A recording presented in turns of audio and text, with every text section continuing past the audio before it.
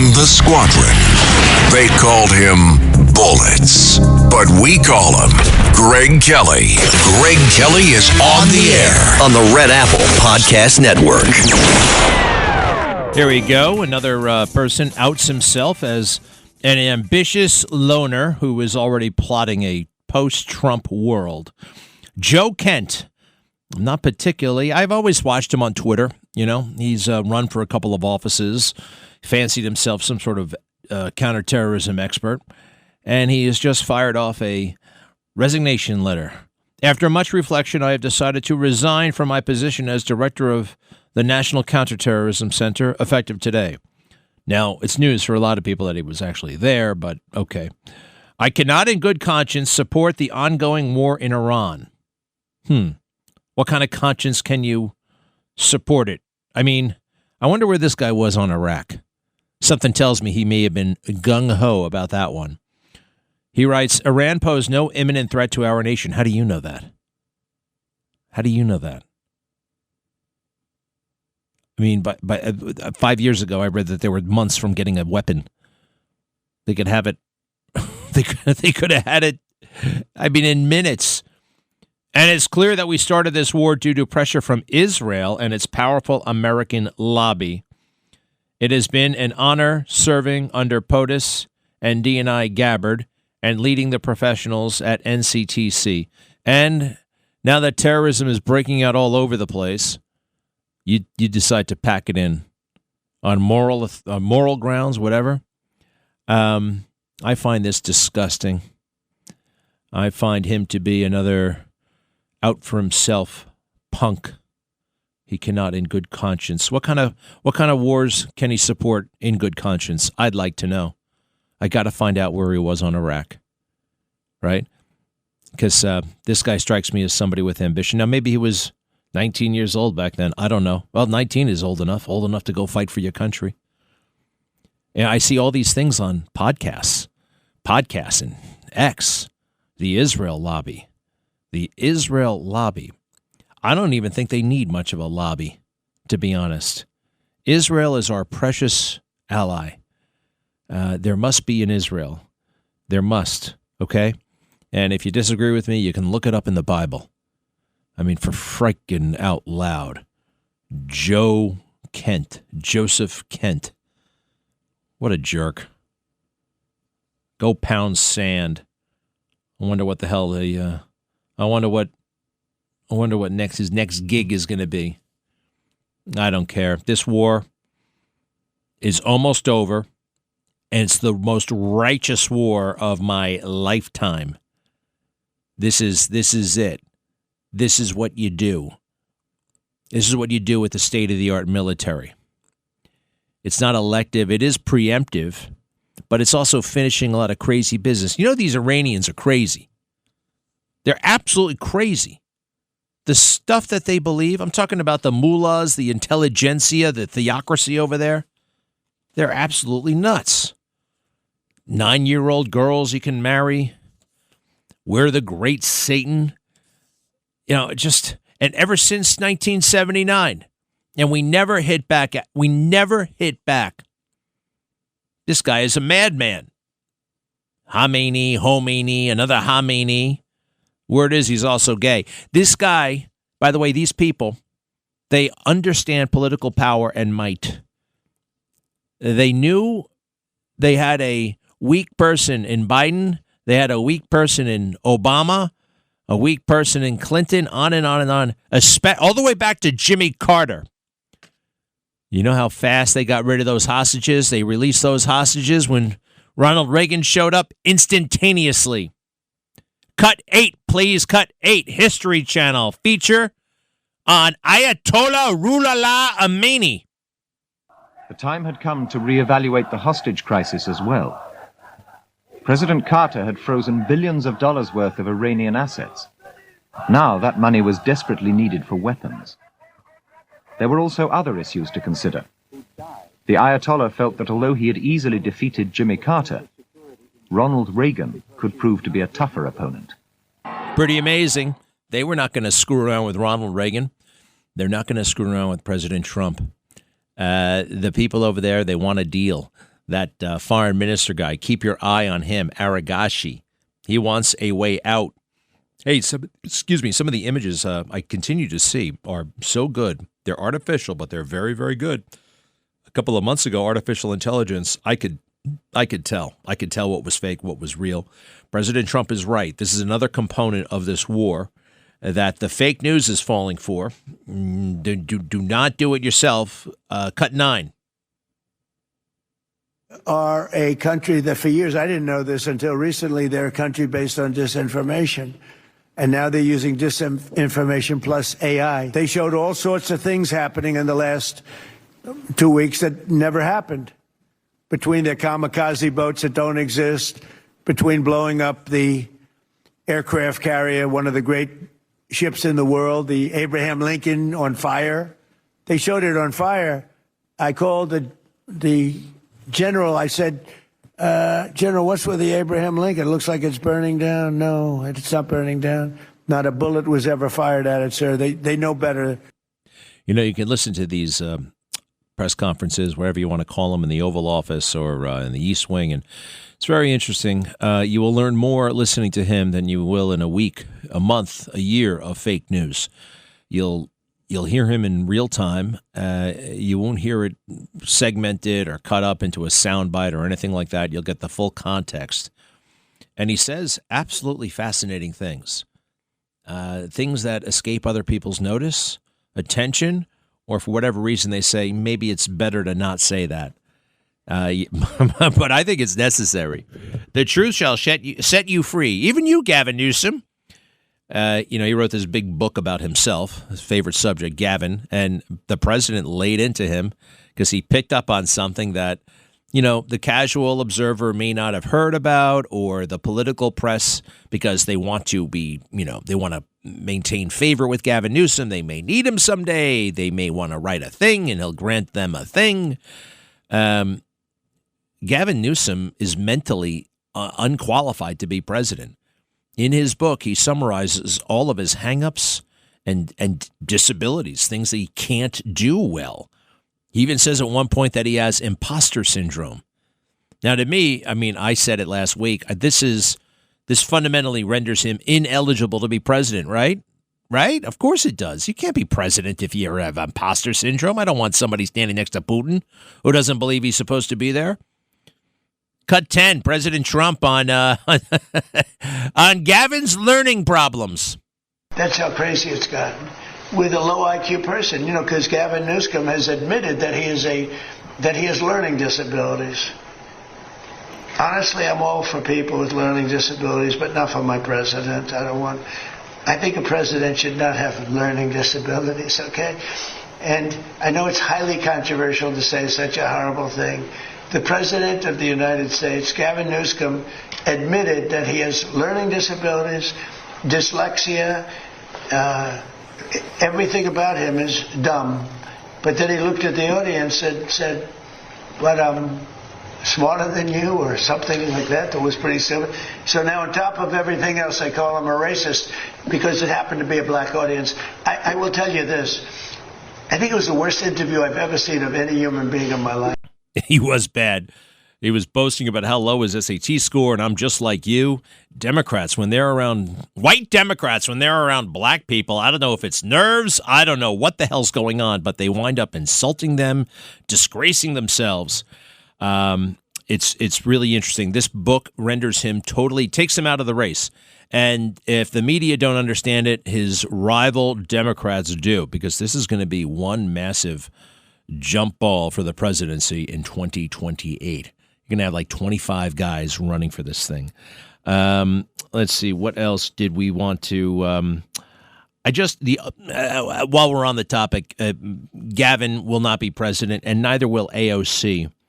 I'm really surprised this only got like basically 1 day of attention, a half day of attention, when they asked her a pretty straightforward question. AOC, Alexandria Ocasio-Cortez, hey, what's the situation? What's our policy when it comes to Taiwan, defending it?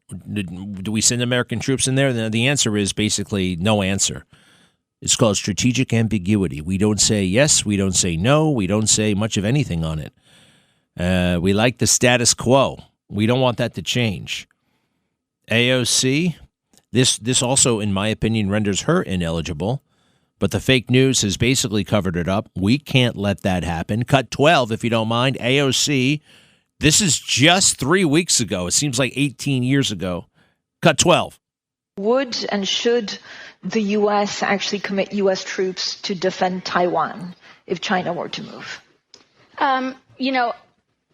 I think that this is such a, I think that this is of course a very longstanding policy of the United States. And I think what we are hoping for is that we want to make sure that we never get to that point.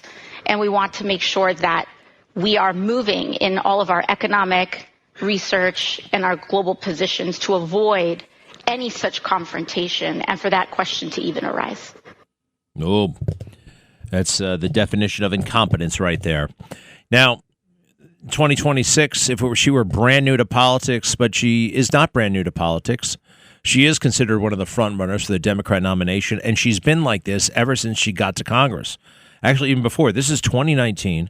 She actually gets, 2018. She gets all kinds of attention because she beats Joe Crowley, the Democrat from Queens, who was lazy. Let's see here. She's trying to talk about our situation in Israel. Now, you heard what she sounds like today.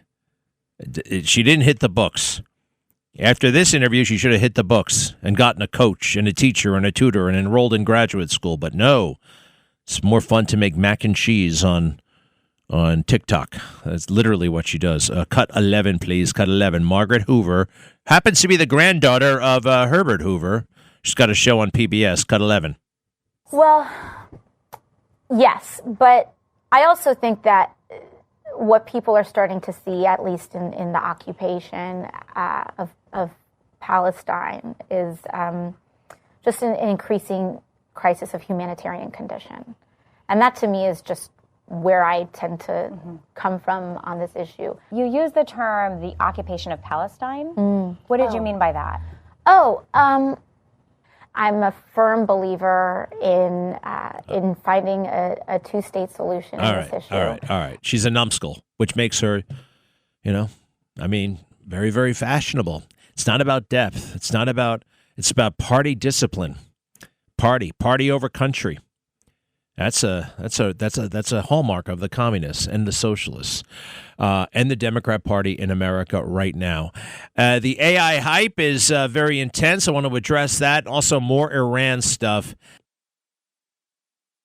Greg Kelly on the Red Apple Podcast Network. AI revolution is underhyped, and here's why.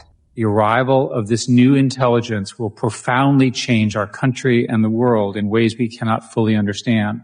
And none of us, including myself and frankly anyone in this room, is prepared for the implications of this.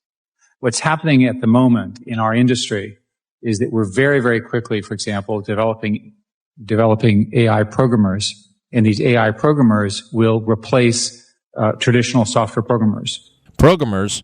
Well, this guy's not so smart. It's programmers. Programmers. All right. No, he is pretty smart. That's Eric Schmidt. He was the CEO of Google.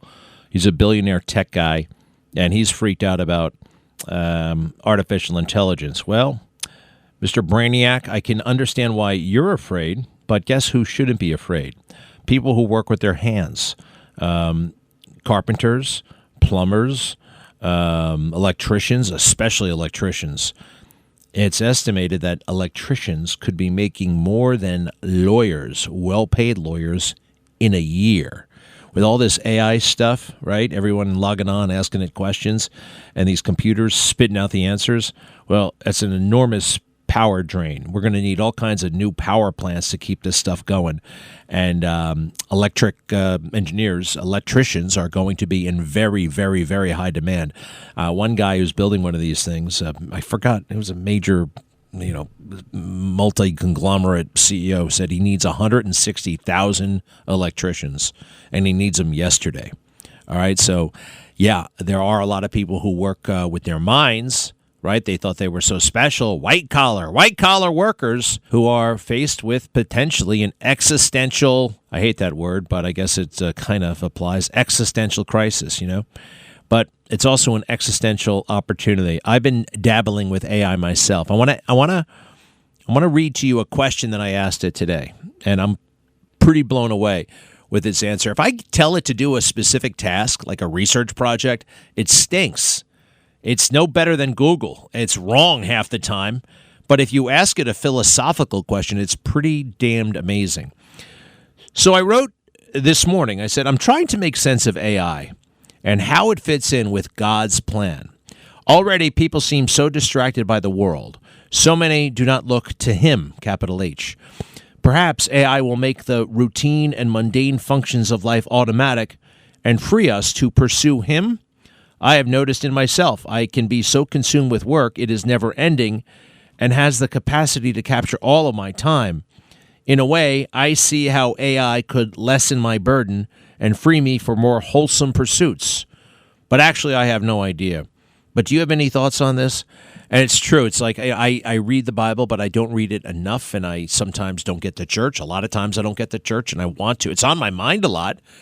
So I think, well, maybe AI, and it's interesting what AI told me. Are you ready for the philosophical answer? Yeah? This computer, and it gave me this answer in 1/8 of a second. What you're sensing is real, and it's actually a very old tension, just in a new form. Every major leap in technology has raised the same question.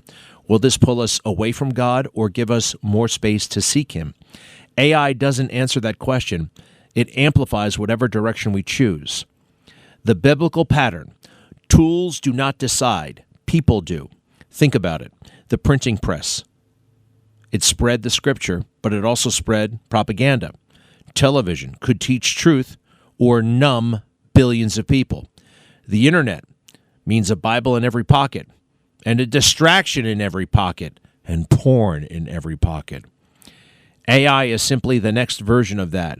In Scripture, the issue is never the tool, it's the heart using it. Where your treasure is, there your heart will be also. Matthew 6:21.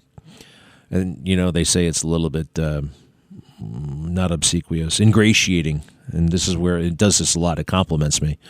Your instinct is actually very sharp. You said something important. My work is never ending. It captures all of my time. That's not just modern life. That's Genesis 3. How about that one?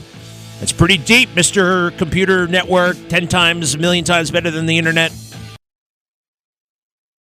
Greg Kelly, entertaining and informative on the Red Apple Podcast Network. The implication of this is profound.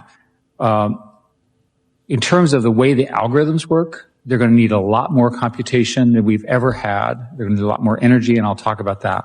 What does the industry need? We need high skills immigration. We talk to you about this every day. Light touch regulation around cyber and bio threats. We can talk about that. Most importantly, we need the energy, and the numbers are profound. What we need from you, if I may say that directly, is we need energy in all forms. Renewable, non-renewable, whatever. It needs to be there, and it needs to be quickly. I and others are investing in things like fusion, which are incredible, but they're not going to arrive soon enough for the need. Hold on. So this is Eric Schmidt again, former CEO of Google, and freaking everybody out about AI, and everybody seems to be kind of freaked out about it. It's going to work out. But we don't have the power. You know what we don't have? Nuclear power plants. Remember we all lost our minds about nukes? Nuclear, 3 Mile Island and the rest. Well, we haven't built a new nuclear power plant like since 1982 or something like that. And it's clean. It works. Europe uses it all the time. So we're kind of screwed in that regard. So the other thing about Eric Schmidt, this guy talking all laid back, it's just a curious little factoid about him. He has an open marriage.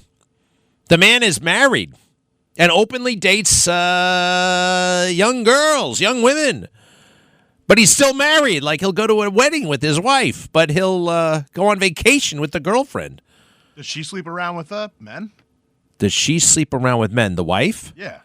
Well, I don't think women of a certain age are designed to do that. How old is she? It's a good question. I'd say she's 60-something. And she also looks like a fine woman. I don't know. I just sleep around. Listen to you. Sleep around. I didn't mean it like that. You just said this guy sleeps around. Well, I didn't use, that's your terminology. I said open marriage with a young girl. I guess you could say he sleeps around. Arguably worse. Yeah, it's arguably worse, sleeping around.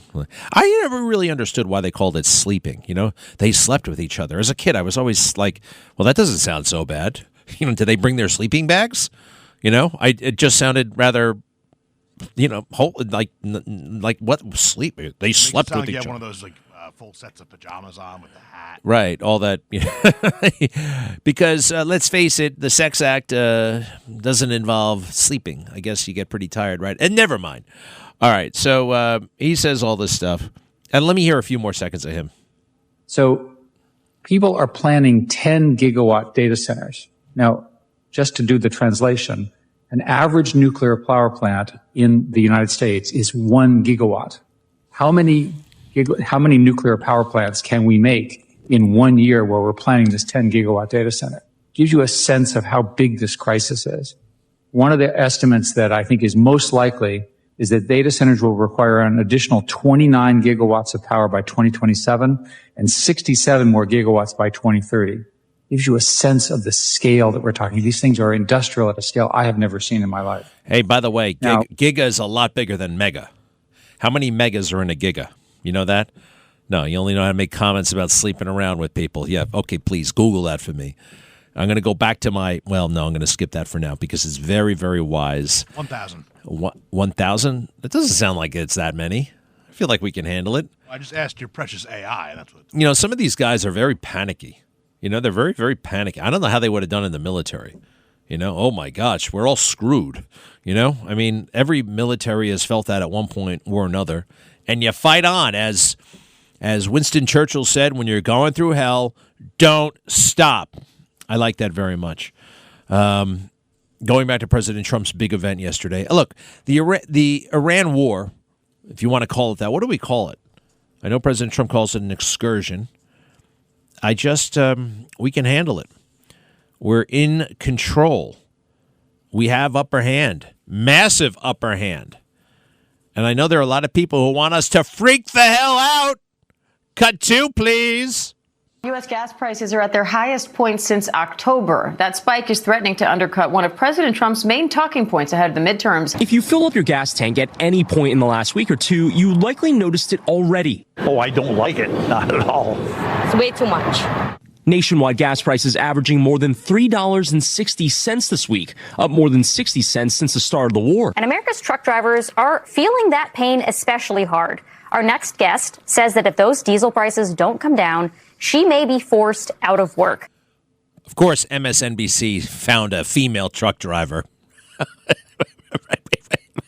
I don't think I've ever seen one of those. I know they exist, and I'm sure they're great people. You know, when did we get so soft, right? Very soft. Fraidy cats. Oh, my gosh. If you listen carefully, you're like, we haven't seen prices like this since last October. Last October was 10 minutes ago. Like, are you crazy? We're just so silly. Lighten up. And by the way, even if they did go through the roof, can't we figure out, you know, we were never really asked to sacrifice anything, with the big exception of COVID. And too many people actually just went all in on that. You know, it just, what? Yes, Kevin. You remember when the truck drivers were the enemy of the left-wing news, like 3 years ago with the whole COVID, and they were in a strike, and they were doing the big rallies? Yeah, with Canada, remember? Now that's the number one concern for them. I love those guys. Well, I think they found the one woke person who's going to... Look, I understand. I would like gas prices to be small. But, you know, I mean, I remember as a kid, I'm old enough to remember gas lines in the 1970s. That you can only go to the gas station, if you're, you know, even in odd days with a number and your license plate. Does anybody remember? We had that. This is nothing compared to it. All right, so let's get over it. Right, President Trump? Cut 3, please. I said it this morning. I think it's a very small price to pay. And frankly, I thought it was going to go down much more, if you want to know the truth. I assumed that it was going to go down much more, only because people don't understand to a large, it's a big chess game at a very high level. It's a very high level chess, the highest. And I'm dealing with very smart players. These are smart people. They don't get there. You know, when you deal with some of these people, you're dealing with high level intellect, very high IQ people. These are not Jasmine Crockett and her group. These are smart people. These are really smart people, and violent people, and vicious people, and some very nice people. And some are very nice but violent. They turn violent. But you know what? If I didn't do what I did, we would have been hit. Number one, very important, was the termination of Obama's horrible deal. And number two, this beautiful plane hitting them 8 months ago, whatever it was, and taking out their nuclear capacity. That totally threw them for a loop. If they had that bomb at either time, 5 years ago or 7 months ago, if they had that bomb would have been used almost immediately. He's talking about the plane. He's got a B-2 bomber right on that desk, a massive model of a B-2 bomber. I have a little mini one, by the way. I gave him out as gifts after we hit Iran. I thought it was kind of a neat thing, and I wound up giving him what? I can't hear you. What? You must have forgot to give me mine. I gave them to old ladies and orphans. Okay? You really want one? No, you don't deserve one. Old ladies and no. All right, if you Jesus Christ. Would you leave me alone? I got something else to tell you, though. All right, maybe you want to weigh in on this. All right, the odds are very, very serious, right? I mean, the situation is a stark one. We have to win this thing, and we're going to win this thing. You would think that the allies would like to help out. It's funny. President Trump doesn't really need their help, but he said yesterday, I called them just to see how they'd react. Do you think we need one of their ships? We don't need it. But I wanted to see what they would say.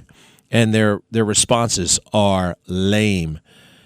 Keir Starmer, the UK Prime Minister, what a wuss. Cut 4, please. We will protect our people in the region. Second, while taking the necessary action to defend ourselves and our allies, we will not be drawn into the wider war. How dignified. This is Boris Pistorius. That name sounds familiar to me. Is he the guy who shot his girlfriend? Is he the guy with the one leg? The no legs? Oscar Pistorius. Oscar Pistorius. He's from South Africa, right? Yeah, I think so. He shoots his girlfriend in his own house, and I think they gave him a traffic ticket. I think they fined him $400. It's crazy. That guy's nuts. I remember him, too. I remember reading a big profile about him before it happened, and I'm like, this guy's a walking disaster. I mean, there's something wrong with him. By the way, was he born without legs, or were they chopped off somehow? I don't know, but to call him a walking disaster is Oh, you're right about that. Oh, no pun intended. Well, he's got those little metal flip-flop things that obviously helped him run fast. I don't think he should have been in the Olympics. All right, totally different story. Here's his cousin who's in Germany, the German defense minister, also wants to blow off NATO. It's funny, all of these NATO countries fell over backwards, crying about Ukraine, which is not a NATO country. America is a NATO country. And Iran has been hitting us and them for 7 years. And they get all high and mighty. What a ridiculous organization, NATO. Cut 5, please. Cut 5. We are ready to ensure safe passage through the Straits of Hormuz diplomatically. However, there will be no military participation. We stand by our commitments and we are fulfilling our alliance tasks, particularly on NATO's eastern flank and in the high north. These diplomats are too much. They really are, especially the European diplomats. I'll give them this. They're very, very good at managing their body weight. All right, I see them UN time. They're all these skinny dudes. They look like they eat endives all day long. They're skinny and they wear great suits and they always have like this eyewear that looks like it came from Hamburg, right? Like this metallurgist in Hamburg. They just have the best, and I envy it a little bit. That kind of control, that kind of self-control. I guess they look great, but they're wimps. I'd rather be dumpy and frumpy with some guts than all prim and proper and have just no stomach for the fight. I guess I got stomach for the fight and a lot of other things. It's a pathetic situation, and President Trump is frustrated. Cut 14, if you don't mind, please. Cut 14. One of your advisors, David Sachs, said the other week that the U.S. should, quote, declare victory and get out of the Iran war. He also warned that if the conflict escalates, Israel may contemplate the use of a nuclear weapon. Has he shared that assessment with you? No, he hasn't. Israel wouldn't do that. Israel would never do that. And, there's a theory.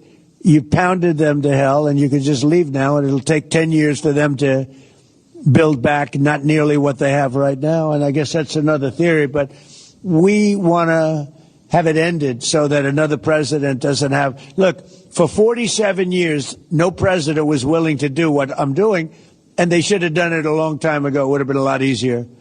There's no president that wanted to do it. And yet every president knew. I've spoken to a certain president, who I like, actually, a past president, former president. He said, I wish I did it. I wish I did. But they didn't do it. I'm doing it. Yeah. Which president? I can't tell you that. I don't want to embarrass him. It would be very bad for his career, even though he's got no career left. I know who it is. There's all kinds of articles. Who could it be? Who could it be? It does exist. It's Bill Clinton. It's obviously Bill Clinton. And it's not like I talked to President Trump about this. I'm just surmising. All right, who can we rule out? It's not Biden. Those guys don't talk to each other. It's not Obama. I very unlikely that it's Obama, right? Obama can't say that out loud. I mean, my gosh, he engineered the nuclear deal, right? He doesn't think that should happen, that we should pound Iran. So that leaves George W. Bush, who hates President Trump so much, I don't think they would ever just kick it around. Do you? Then again, these presidents, they're in a certain type of club and a fraternity, right? There's a certain, it transcends party lines, even though they're in the same party. I wonder. Okay, it's a toss-up. W or Bill Clinton? Why would W have... they had problems with the nuclear weapon. You should have hit Iran and not hit Iraq. How about that one? That would have been smart. Interesting. Who could it be? I do know this, that Bill Clinton expressed regret after his presidency of not getting bin Laden. He said it out loud. I heard him say it. He said it on television. I'll find the clip. So this is a guy who thinks that way. W, I don't know if he thinks about these things anymore. He's very content to kind of mope around, give the occasional speech, paint those hideous paintings in his basement. You see those things? I mean, they're just bad. Nobody in the world. He's got a coffee table book with these right out of high school art class. He's like it sickens me a little bit. And then he shows up on the Today Show and gets interviewed by Jenna Bush. The whole Nepo baby thing, the Nepo baby. You ever hear of a Nepo baby? It's nepotism, right? You're born to a very prominent person as a parent, and your life is, you probably have unique challenges. But it seems like a lot of these people get really great positions. I don't want to, oh gosh, that's one of the advantages, quite frankly. Rush Limbaugh, he lived a little bit of a monastic life. He didn't go to a lot of parties and stuff like this. And all right, I'm like somewhat reluctant. I mean, not that I owe Sting anything, but I sat next to Sting at a party like 15 years ago, and I'm reluctant to criticize him. And so I won't really criticize him. Maybe his daughter's a great actress, but she is an actress. She gets big roles. Phil Collins' daughter is an actress. Now, I mean, the Diana Ross's daughter. They all get these. Now, you might say, well, what about your dad, Greg? Hey, how dare you say that to me? How dare you say such a thing? people don't understand that my father was a cop when I was born. Look down on that. They actually look down on us because my father was in law enforcement, huh? How about that one? So, no Nepo, okay? No Nepo. We'll be right back. Van Halen, some Nepo, when you think about it. Alex Van Halen and Eddie Van Halen, right? They were probably looking out for each other, siblings, you know? All right. Greg Kelly, entertaining and informative on the Red Apple Podcast Network. Why am I trying to what? Why are you trying to find me? Find you? Yeah. I'm always looking for you. Oh, you were missing. You were on the other floor. And the door to make me open, and I was quiet in there because they want mommy. Uh-huh. Why? Well, we wanted to find you. Because I was finding where's my house. And she got off the elevator on the wrong floor. No. Actually, I can't remember what happened was, but isn't that beautiful? I have to make sure this young girl is safe for the rest of her life. I am so worried about her and the world she's going to grow up in and what's going to happen and her safety and her happiness and her big sister as well. You know, everything kind of consumes me now. Terrorism is breaking out all over the place. You know, last week on Thursday, we had 2 terror attacks on the same day, one in Michigan and one in Virginia by Islamic-inspired, ISIS-inspired nut jobs. And there is barely a peep. It's like a severe weather system went through. Oh, that was peculiar. 2 terror attacks in one day. Both terrorists were migrants. Sierra Leone, Mohammed Jallah, and Lebanon for Ayman Ghazilia. 1 killed and 4 wounded in the attacks in Michigan and Virginia. How about that? It's the pickup, the aftermath is non-existent. And that's one hell of a time for Joe Kent to say, I don't want to work here anymore. Joe Kent. Pound sand. That guy. And, of course, they're trying to make this like, oh, MAGA is breaking up. He was a little bit too, I don't know. He tweeted some decent stuff back in 2020. He's one of these guys who's always running for public office. You know what I mean? There's something a little bit wrong. Fire sends smoke billowing from a roof in Midtown Manhattan right now. There is a major fire in Midtown Manhattan, all right? It's St. Patrick's Day. I think I can smell the smoke here. East 43rd Street and 5th Avenue. Guess what's about to happen at East 43rd Street and 5th Avenue? The St. Patrick's Day Parade. And this is a massive, dark plume of smoke coming right from the roof. Quite frankly, the last time I saw a big plume of smoke like that was World Trade Center 7, just before it came down. I'm not saying that's going to happen, but I'm worried. Thanks for listening to The Greg Kelly Show. You can hear The Greg Kelly Show weekdays at 12:15 on 77 WABC. If you like the podcast, share it with your friends and listen anytime at WABCRadio.com and download the WABC Radio app. Hit that subscribe button on all major podcast platforms. Plus, follow WABC on social on Instagram, TikTok, Facebook, and X. See you next time for a new episode so you never have to wonder. What the heck is going on here? Okay, caller 1 wins courtside seats to tonight's game.